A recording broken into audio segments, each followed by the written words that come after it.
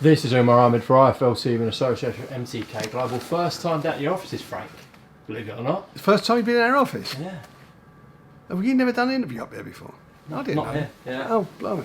It's normally Coogan who comes in. So. Oh, is it? Oh, first time for everything. Yeah, obviously a lot's been happening, Frank. Let's go back to your show the other weekend, Frampton and Condon. Ratings came out. I'm just getting them up. 131,000 average with a 231,000 peak. And of course the Champions League was on that night, so yeah, pleasing. Yeah, they are, but you know they're using the ratings that we keep saying to everybody are no good, and even on those on a system, the Barb system, we know does not reflect the true numbers. We still beat everybody. It's the highest rating, I think, isn't it, for all the shows that have been on since the COVID? Yeah. And it's great to look at those ratings and so forth, but as I said for ages now, those ratings that I believe are quite inaccurate. Okay. What did you make of the show in general? I think Dennis McCann kind of stole it at the end. Well, you know, I'm a massive fan of Dennis from day one. I think he's an exceptional, precocious young talent, and I really do feel the way he's going to go on to become something extra special, providing, as I always say, that he maintains his discipline and keeps his focus. I'm sure he can do it. But it was a good night. I mean, a couple of the guys were in tough fights. Archie had a bit of a problem with his weight coming into the fight, but you know he came through in a quite a tough fight. I don't think he was at his best, but he done well. The main event was he stepped up a weight, as we know, Cole, and once he got himself into the swing and he started throwing those body shots, it was a matter of time. But to be fair to trainer, he done exceptionally well, I think, up till that stage. Mickey Conlon done a great job. His perpetual action. I think he had to change his tactics a little bit in the fight because obviously those low blows, and he was risking getting disqualified. But he done what he had to do, and it was quite an explosive ending. It was a decent night. Troy Williamson in a very close and tough fight, but I thought it was quite entertaining. Back at the BT studios this Saturday night, we'll talk about that fight week, but let's just go back to this weekend. Fight camp for Matchroom has now ended. What did you make of the general shows and then obviously the pay-per-view return this weekend, Frank? They were decent shows, the same as our ones. They were, we're all working. We're in a strange and new environment, and we're all doing our best to deliver shows to the public. And I think that overall, I think the standard's been really good from us and from them. Of course, everyone is talking about what happened on the weekend. Dylan Whyte used Tyson Fury's name a lot, so did Eddie Hearn in the week for that WBC mandatory shot, and then of course Alexander Povetkin knocks him out. What did you make of those events, Frank? Well, I didn't see that because I've been having singing lessons all week, so I don't want to get overtaken. So I've been having my lessons. Can you do a bit for us now? If you insist. Now I'm not as good as the other fella at the singing, but I should give it my best. Ready? Go on. Ain't no mandatory anymore. You don't really know more of my voice, do you? It's all over, Rover. What did I think of it? I thought Povetkin showed what he can do. He's a dangerous man, and he took him out in style. But Tyson done a BT interview yesterday, and what he talked about was very sensible. He's talking about levels. And it shows you what the levels are. That was a shot that he got absolutely taken out with. Dillian didn't get off the canvas. Ended 1,000 days of nothing happening as far as the world title was concerned. Most of it down to himself. He should have taken the Joshua fight when he was offered it, but he didn't do it. And his promoter obviously didn't deliver for him as far as the world title was concerned. And then you look at Tyson, who within 6 months of coming back, got a world title fight. And in that world title fight, he got hit by the most concussive heavyweight in the last 20, 30 years and got off the canvas. And that is the difference. That's the difference of the levels that Tyson is talking about. Yeah, I did watch that interview with Rob yesterday on BT Sport, and he was saying these guys, your Chisoras, your Whytes, your Povetkins, I think Ruiz, he also mentioned Takam, they're all beatable on the same night in terms of that group, but he sees himself as another bracket. He is. Look, I mean, let's be really, really, say how it is. You know, obviously I'm biased, but Tyson is the best heavyweight in the world. And the next two best heavyweights in this country are also with Queensberry. And that's Daniel Dubois and Joe Joyce. Dillian now, that's two stoppages he's had. And Derek Chisora, he's fighting Usyk. I don't know whether that fight's on or not. But I think they're the next two best heavyweights in there. So we're in really good shape. And it's strange, you hear all that stuff from, I don't know where they found him. I mean, I don't know if he was on the Stellars again, old Barry. They pulled him out of the cupboard, didn't they, or wherever they found him from. Give him some, I don't know if it was a full moon, he might have got some blood from somewhere. But suddenly, like, he's telling us what should be happening and these fights are not going to happen and so forth. All this negativity. And I don't know who's in charge there, by the way. Is it Barry in charge of boxing, or is it Eddie? I don't know who it is. And all we've asked for a meeting to get some fights together for the benefit of the fans, for the benefit of boxing and the fans, benefit for everybody concerned. And he's come out with all this negativity saying that he doesn't want basically they don't want them unless they're going to do them and so forth. What is that all about? How is that good for the fans? All it's all about is keep talking about how much money they got and so forth, but not what is good for boxing and what's good for the fans. And I don't get that. I don't understand that. Obviously, one of the fights we wanted to do was Daniel Dubois against Dillian, and that's obviously, that is what's happened now. So it's a great shame. But there's all the other fights we talked about still to be done. And I hope we're going to have this meeting. When I spoke to Eddie Hearn on the phone very briefly, when you was in the room listening to it and you heard it, he said that we were going to do the meeting. So I hope that's going to happen soon and we can try and move forward. And I hope his old man, is pushing back in the cupboard so we can get back on it and try and make these things happen.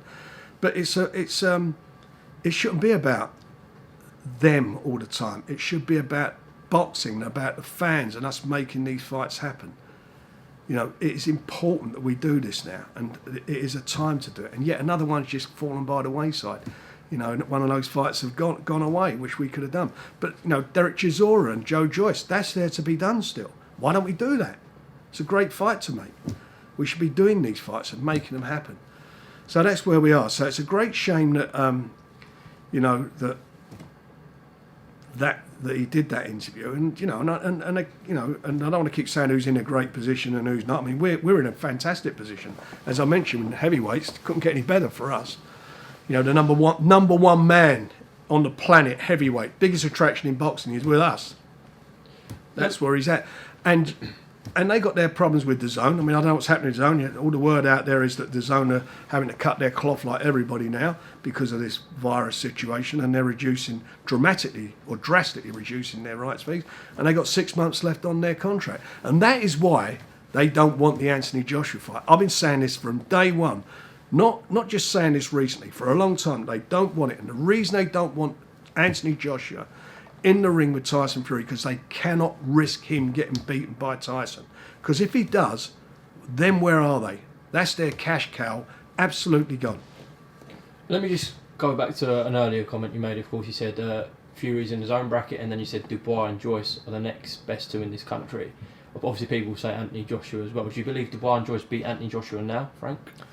I've said it before. If I could make the fight between Anthony Joshua and Daniel Dubois, I would do that. And to be fair to Joe Joyce, they asked to do that fight. Do you remember when his opponent fought out? I mean, he's got a good pedigree, Joe, as an amateur, and he's undefeated as a pro. He was willing to step up the plate, but yeah, I would make that fight in a heartbeat. I think my man wins the fight, but even if he didn't win, he'd learn from it. But I think he wins. Okay. All right, so let's go back to what you were saying in terms of Barry and Eddie Hearn. If Barry was to say, I'll meet you, would you be open to that as well, or do you just want to meet Eddie, Frank?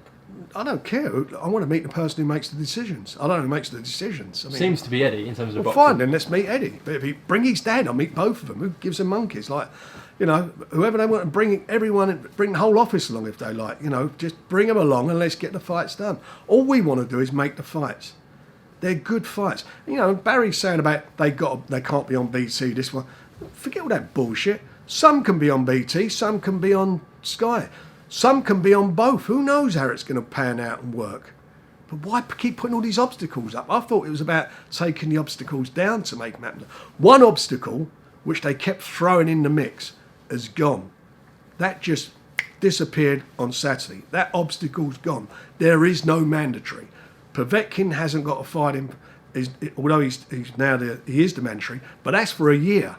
So Tyson has no obstacles. You've got to fight Deontay Wilder, get out of the way, and there are no obstacles to stop this. We can get this fight on.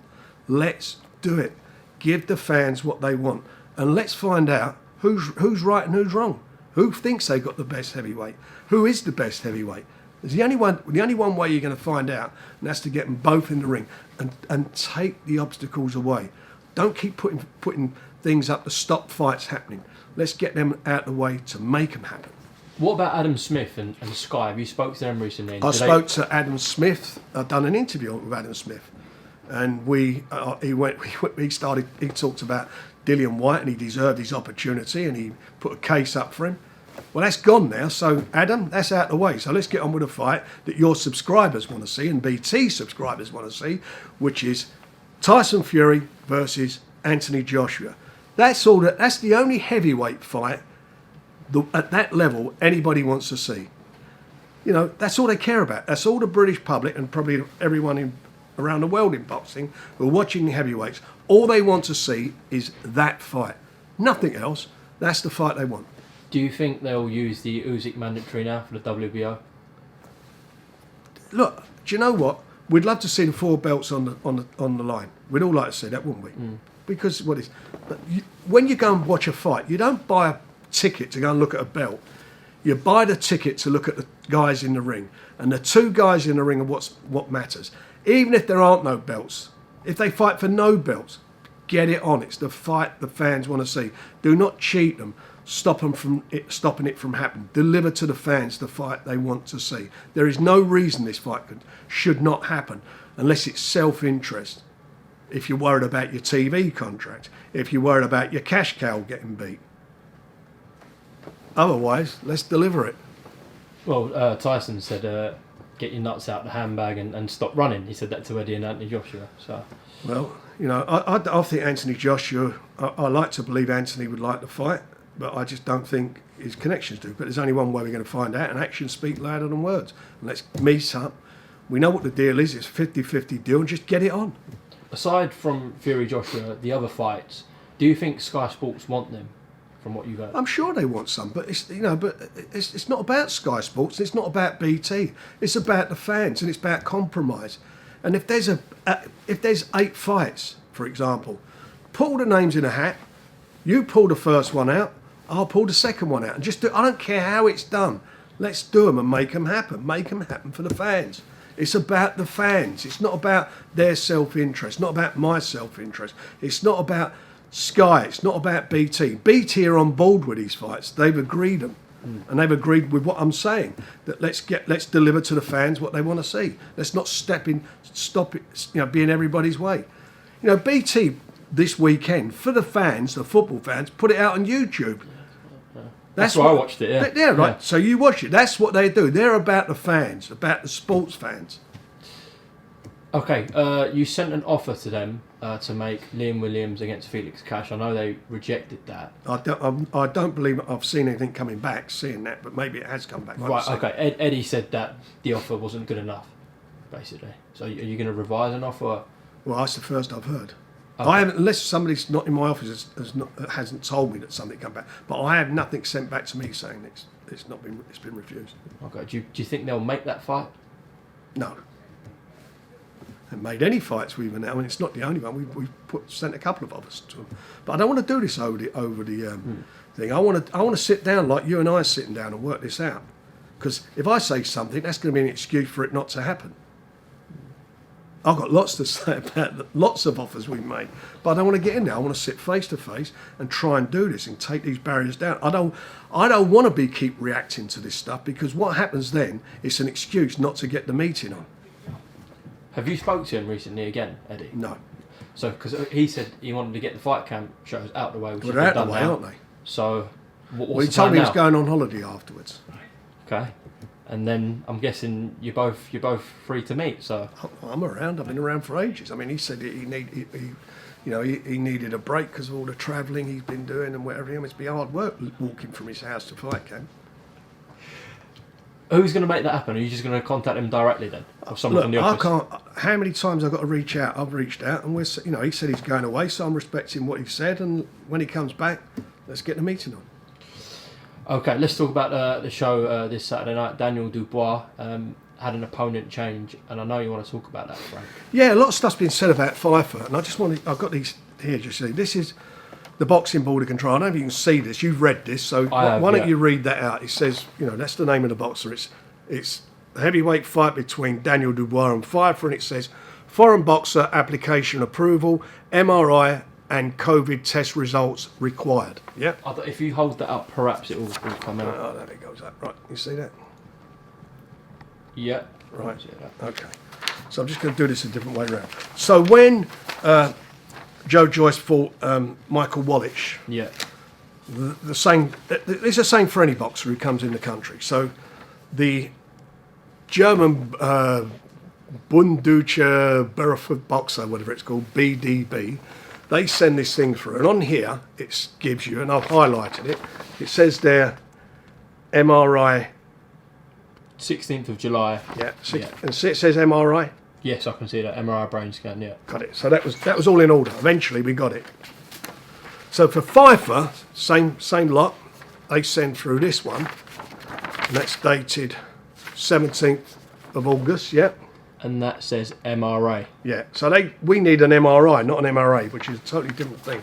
And the problem we had, beside the fact they hadn't sent the contract back, was that, which I'm sure we'd have got sorted out, was the time it takes to get it if he fails an MRI. And remember, he came into this country for a press conference about, 7-8 weeks ago? Yeah. He's had all that time to get an MRI, and they get an MRA.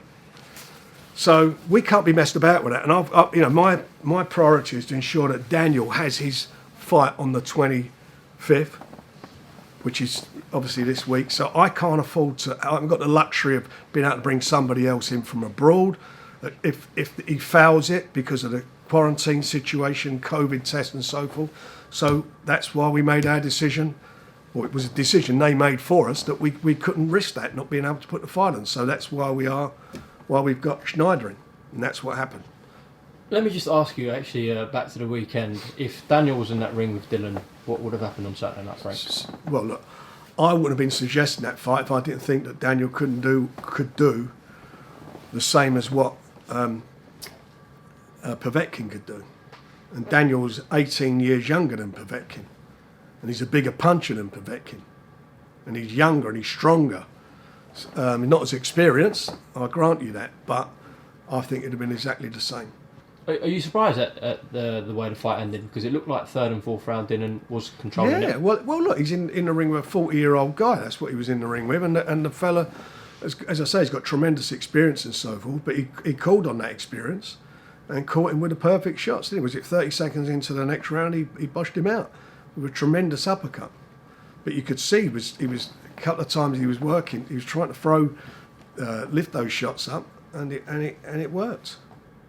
So, but you got to also look at your fights. I mean, everyone gets carried away with this thing about Dillian was number one and so forth, and the fight he had. In those 100 odd days, I think it was, or 1,000 days, in that period of time, he had 2 fights with Derek Chisora. I think it was in that period, or definitely the rematch. Certainly one of them was. Yeah. And both those fights he had were like they were life and death. There was I thought Derek won the first one, to be quite honest. It was very close, and the second one he was definitely behind, and he did what Povetkin did. He pulled a big punch out of the bag and stopped Derek. And then you look at Tyson Fury against Derek Chisora and what Tyson did with him, and that's about the levels. That's what I mean about levels. So, do I think that Daniel would do the same thing to Dillian, and do I think he'd do the same thing to Derek Chisora? Yes, I do. And by the way, I think that Joe Joyce would also do the same thing to him. I think he's got the experience to do it. Well, hopefully Dan comes through against Snyder's, which is to be expected this Saturday night. Where are we with Dubois, Joyce? We know October 24th is the current date, but we're not sure if fans can come to that frame yet. Well, we're not, so I mean, I'm in the same position as you there. I have no idea about that. Talking about football fans being back in the grounds sometime at the end of September, October, and we'll see what happens with that. But that's, again, we could not push back Daniel's fight to accommodate this Pfeiffer nonsense through not showing the MRI, because obviously it doesn't give him enough time to prepare for October 24th. He's got to have a break in between fights. And I find that strange as well, just digressing, that everyone keeps sort of, you know, that Matchroom or Eddie Hearn came out and said, oh, they're going to get the rematch on with Dillian and Povetkin on in December. I mean, he got a bad knockout there. So straight away, he's not being able to train or anything for at least minimum 30 days, 28, 30 days. So it doesn't give him a lot of time to get ready, does it, for that fight coming off of that knockout. So it's going to be it's all interesting stuff. It should be about your boxer, not about you trying to jump back in there quickly and get another pay-per-view on. It should be about that. It should be worrying, not just throwing them in the deep end straight away. And that is the difference, I think, with what we do and what they do. I mean, they're quite willing to just, at times, I think they will. I think we're more careful. Not say careful, we care more with what we do with our fighters. I spoke to Bob Arum the other day. Of course, you wanted to get Tyson Fury out by the end of this year at the latest. Bob did say to me that it looks more likely the case that December 19th in Las Vegas will happen with Fury Wilder. So that's good news, eh, Frank? Well, look, he's got a fight this year. Hope it's Wilder. If it's not, then it'll be something else. I spoke to Tyson again and over the weekend, twice over the weekend, and he absolutely wants to be out. He's jumping out of his skin. I mean, he's really, really fit and well. I mean, he's training 4 or 5 times a day now. If it's not Wilder, then Frank, who could it be? I don't know. I want it to be Wilder. That's what the contractual commitment is. So let's hope we can get all the bits in place, the finance in place to make it happen. If Joshua beats Pulev and Fury beats Wilder, when do you see that fight happening, Frank? Spring. Yeah. Yeah. Don't want to drag it out, do we? So a mandatory comes in, another mandatory. Let's get it on. No more obstacles. In an ideal world, I'd like to see both those fights disappear and go straight to it. That's what I would like to happen. Do want fans there, though. Sorry? We do want fans. Of course we want fans there, but I'm telling you, but at the moment, everyone's wondering whether this fight's whether their relative contractual commitments are going to be able to take place by the end of the year. Would you be willing to do Dubois Joyce behind closed doors, Frank? Dubois Joyce. It's something we'd have to consider if this continues how it does. I don't want to be doing that because fights like that want atmosphere. I mean, it'd be a great fight anyway, but they want the atmosphere. They want they feed off of the atmosphere, and it'd be fantastic to be like that. But it's something we'll have to look at depending on what happens. With whether they're going to ease the restrictions. And we'll be announcing some other big fights this week and other big shows. So we've got some really good quality shows coming up, which I think everybody's going to be quite happy with. Yeah, you teased us with that, Frank, putting the dates out on social media, but not the cards. Yeah, I like teasing. Who else on the card this Saturday night? Sonny Edwards, Thomas Somber, brilliant fight that. That's a good fight, isn't it? Yeah, I think that's going to be a competitive fight. Sonny's like most of the guys, been out for a long time. He needs his fight, and the name of the game is to try and get him into a world title fight if he comes through this by the end of the year. That's what we're working towards. What about the brother, Charlie Edwards? Any plans? Charlie will be announcing his fight as well this week. Okay. Well, I think I know one of the fights as well that you're going to announce. I obviously can't say it in here, but it's an absolute cracker. Good. Yeah. Let's keep our fingers crossed. There we've got that. And it's a good card. Willie Hutchinson's on it as well. He's I think we're going to start moving him up now, and I hope he's going to fight for a title before the end of the year, some title. Sam Maxwell's in a really good fight. That's a cracking little fight there with Joe Hughes, and I think that's going to be quite a good fight. And David Adeleye having his third fight, having his last fight being watched on BT YouTube by nearly 4 million people up to us yet. How quick can he move, Frank, David Adeleye? I'm not going to rush him. He's still a young man. Let me say, he's a young man in a hurry. But we're not rushing him, and he's going to learn his trade. And if he learns it right, then hopefully he get himself in a position and be in some big fights in the next couple of years. Okay, one more thing actually, Frank. I spoke to your nephews, Alfie and Freddie, during the week. Obviously, they announced a massive signing in terms of their management deal, and I know you've signed him promotionally. Adnan Mohammed must be pleased with that, Frank. Yeah, I am. He's a former Repton fighter, and he's got a tremendous amateur record and pedigree. So as soon as he gets his licence, we'll have him out, and I'm pleased that I'm working with my two nephews on the fight. Yeah, their management company's growing quite nicely. They're doing all right. Yeah, good for them. They're doing well. Ronnie Clark's just been signed by them as well. Yeah. They're doing okay. So they're, more power to them. Okay, Frank Warren, thank you very much for talking to IFL TV down here at your office. Hopefully I'll be back soon, all right, Frank? I'm good. I'm not going to sing any more to you. Thank you, Frank. Cheers, Umar.